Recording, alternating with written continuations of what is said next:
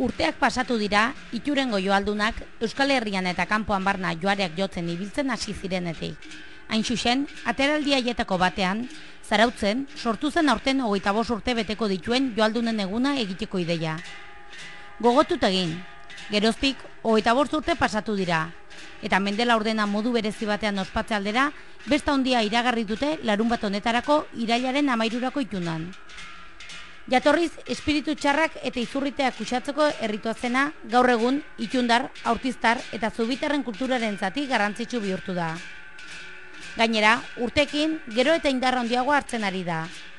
Hala, gaur egun, Euskal Herrian naiz kanpoan ezagunak dira azpiko gona zuria, gerrikoa tardilarrua soinean, txuntxurroa buruan, isopoa eskuineko eskuan, zapigorria lepoan, eta nola ez, joareak bizkarrean daramatzaten pertsonaiak, joaldunak dira.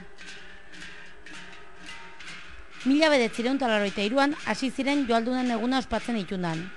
Orduan, 14 bat bildu ziren, eta geroztik urtero 20 bat biltzen dira.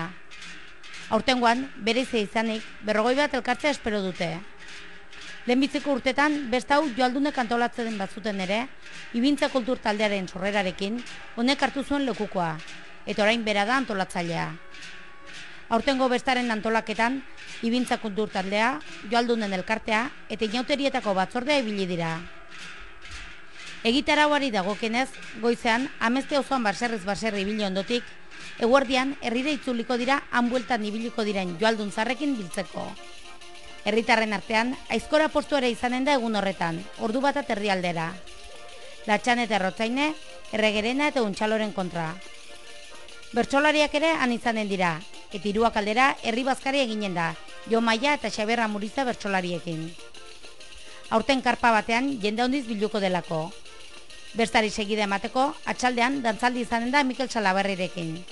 Eta gauerdeko 12 herrietatik aintzinera, dantzaldi eta gaupasa Joselu Anaiak taldearekin.